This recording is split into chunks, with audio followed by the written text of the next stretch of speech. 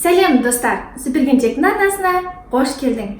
Бүгінгі видеода біз сіздермен бірге балды торт әзірлейтін боламыз. Жасалуы өте оңай әрі дәмді тортты сіздер жасап көріп, өзіңізді және жақындарыңызды қуантыңыз. Видеоны соңына дейін көріп, лайк басып, комментарий қалдыруды ұмытпаңыз.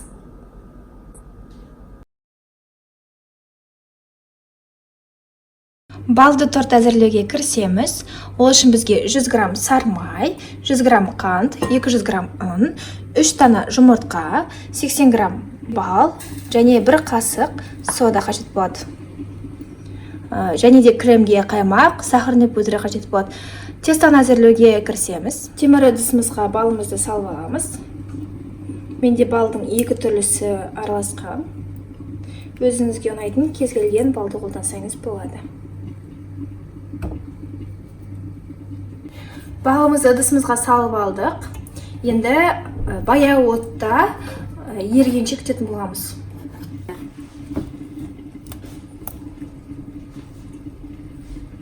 Балымыз толыққанды еріді және мынадай көбіктер пайда болып жатыр. Енді ас содасын салатын боламыз.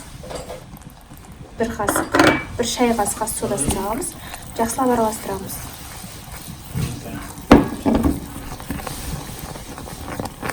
Осындай пенка пайда болады нәтижесінде. Міне қараңыздар, түсі сондай керемет золотистый түс болып жатыр. Қазір сармай сала беруге болады. Мінекей түсі керемет болып өзгерді. Және де көрсете кететін жайт, мен бірмен істеп жатырмын. Бұл 9-ға дейін барады. Яғни өте баяу болу керек, себебі асты жабысып күйіп кетпес үшін. Мінекей түсі осындай әдемі золотистый болып жатыр. Енді мұнда сармайымызды саламыз. 100 грамм сармайымызды салдық. Енді жақсылап ерігенше араластырып отырамыз. Таза ыдысымызға 3 дана жұмыртқамызды саламыз. Ыдысымызға 3 дана жұмыртқамызды салып алдық. Енді блендердің көмегімен шайқаймыз.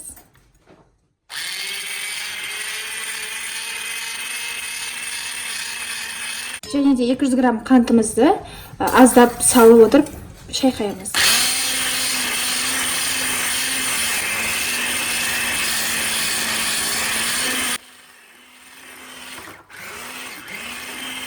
Мінекей біздің сармайымыз, яғни маргариніміз толыққанды еріді.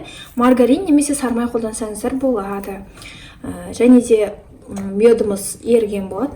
Енді осы смесімізді насмеске араластырамыз.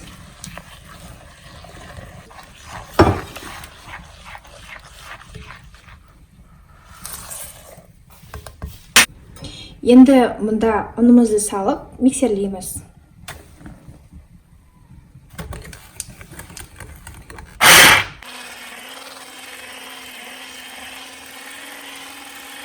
Нәтижесінде осындай сұйықтықтағы, яғни орташа сұйықтықтағы нәзік қамырымыз дайын болды. Енді бөлшектерге бөліп пісіріп алатын боламыз. Ковригімізді төсеп алдық. Пешке пісіруге болатын ковриг менде. Диаметр 22 диаметрге қойдым. Енді ішіне салып пісіретін боламыз. Орташа жұқалықта 8-6 корж пісіруге болады. Алпаканың көмегімен сөйлеп жүреміз. Кальцияда пісірсек болады, немесе кальцияны алып тастасақ болады. Мінекей осылай корждарымызды 200 градустағы пеш 4-5 минут пісіріп алатын боламыз. Коржымызды салғалы жатырмын. Біздің духовкамыз алдын ала қыздырылған. Аздап ковригімізге, силиконовый ковригімізге қамыр салып алдық. Енді айналасын тегістеп шығамыз. Мен кальциямен жасап жатырмын, себебі екі түрлі коврикті қолданғандықтан. Ал сіздер бір коврикті қолданатын болсаңыздар, мына ковриктің сызығы бар, сонымен пісірсеңіздер болады. Немесе фольгаға, пергамент қағазына пісіруге болады.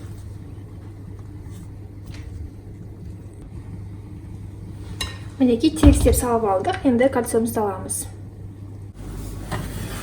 Мінекей пісті, айналасы золотистый болып, енді екінші коржығымызды саламыз. Мінекей біздің коржығымыз дайын, пісті. Енді біз оны салқындататын боламыз. Мінекей коржымыз пісті. Енді ковригімізден аламыз. мінекей асты осылай, ешқандай да жабыспай осылай пісті. Енді салқындатамыз. Крем жасауға кірісеміз. Ол үшін бізге қаймақ қажет. Қаймақ өте қою болуы керек. Мінекей. Мен мынандай 25%-тік президенттің қаймағын қолданамын. Бізде қаймақ мына жерде 500 грамм шамасында. 470 грамм шықты менде. 500 граммға дейін қолдансаңыздар болады. Және мұнда біз сахарный пудра, яғни қаламұш жасаламыз. 1, 2, 3 ас қасық. Менің ойымша 3 ас қасық жеткілікті. Егер тәттіні қаласаңыз, сәл көбірек қоссаңыз болады. Мен аз қосып жатырмын, себебі біздің бисквитіміздің, яғни корждарымыздың өзі өте тәтті. Бірінші лопаткамен араластырып аламын, кейін блендермен араластыратын боламын. Жақсылап араластырамыз.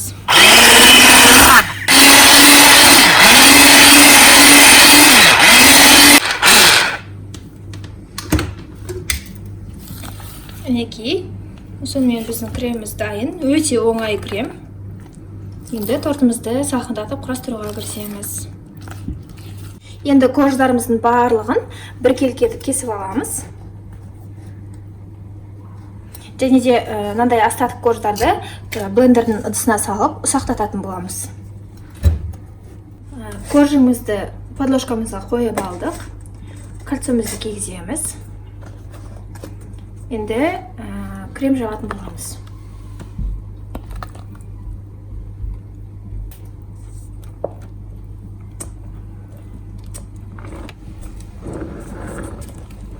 Кремді тегістеп жағамыз. Енді коржығымызды қайттан саламыз. Дәл осылай барлық коржығымызды қабаттап салып крем жағып отырамыз. Ең соңғы коржығымызды салдым. Оған кремді өте аз жағып жатырмын. Себебі тек қана оформление жасаймыз, яғни үстіне коржының сақтарын себетін боламыз. Басқа ешқандай нәрсеге ондай қатты қажет емес. Астыңғы слойы пропиткаға да тұратын болады. Енді бұны кем дегенде 4 сағатқа немесе 1 түнге холодильникке пропиткаға қоямыз.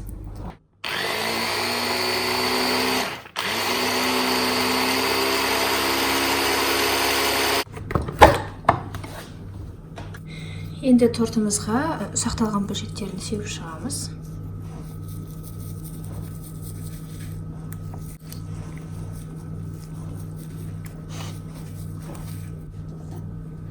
Мінекей біздің тортымыз дайын. Қазір біз оны кесеміз.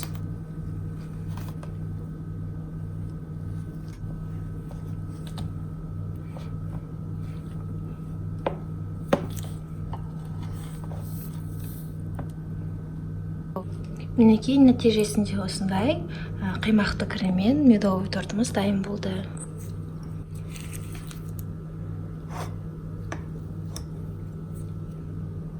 Сонымен біздің балды тортымыз дайын.